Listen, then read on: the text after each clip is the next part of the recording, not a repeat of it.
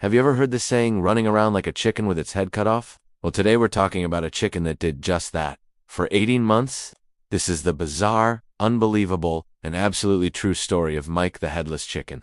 Our story begins on September 10th, 1945, on a small farm in Fruita, Colorado. A farmer named Lloyd Olsen was sent out by his wife, Clara, to bring back a chicken for dinner. Clara's mother was coming over, and she always enjoyed the neck meat, so Lloyd was instructed to leave a good long neck on the bird.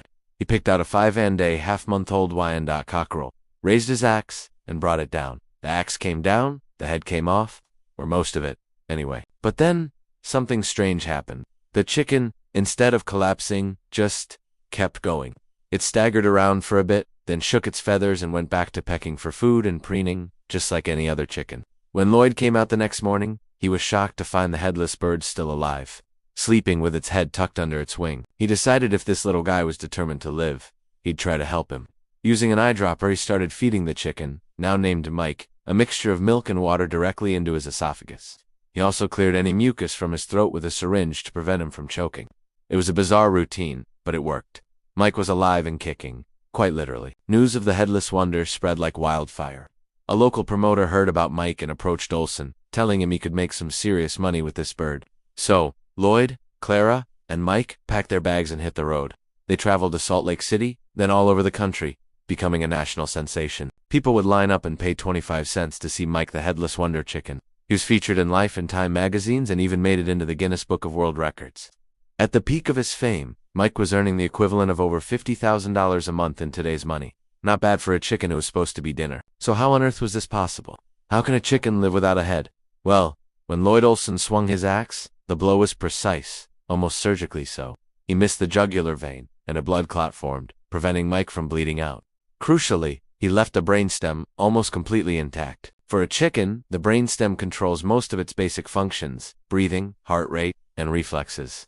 Essentially, Mike still had the hardware to operate, even without the main control center in his head.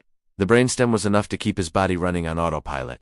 He could walk, balance, and even attempted a crow, though it came out as more of a gurgle. Mike's fame also inspired a wave of copycats. Farmers across the country started trying to create their own headless chickens, hoping to cash in. It led to a rather gruesome trend, but none of them managed to replicate the fluke accident that saved Mike. He was truly one of a kind.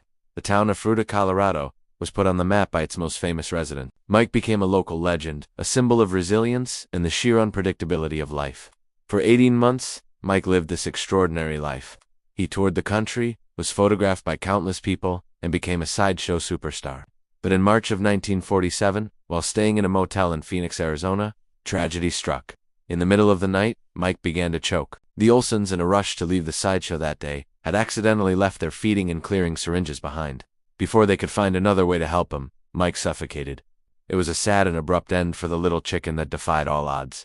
After his death, Lloyd Olsen claimed he had sold Mike, not wanting to admit that he had let the famous chicken die on his watch. He kept up the pretense for years, but the legend of Mike the Headless Chicken lived on. Today, the town of Fruita, Colorado, proudly celebrates its strange heritage. Every May, they hold the Mike the Headless Chicken Festival, a quirky event featuring a 5K run, a car show, and of course, chicken wing eating contests. It's a testament to how this one-in-a-meal bird captured the imagination of a nation and turned a simple farm into a landmark. The story of Mike is more than just a biological anomaly. It's a tale about survival, luck, and the incredible American tradition of turning the weird and wonderful into a spectacle. From a humble farm to national stardom, Mike the Headless Chicken proved that sometimes the most unbelievable stories are the ones that are completely true. So next time you hear that old saying, you'll know the story of the one chicken who took it literally and lived to tell the tale. Well, sort of. Thanks for watching. What's the craziest true story you've ever heard? Let me know in the comments below. And if you enjoyed this weird piece of history, don't forget to like this video and subscribe for more unbelievable stories. See you next time.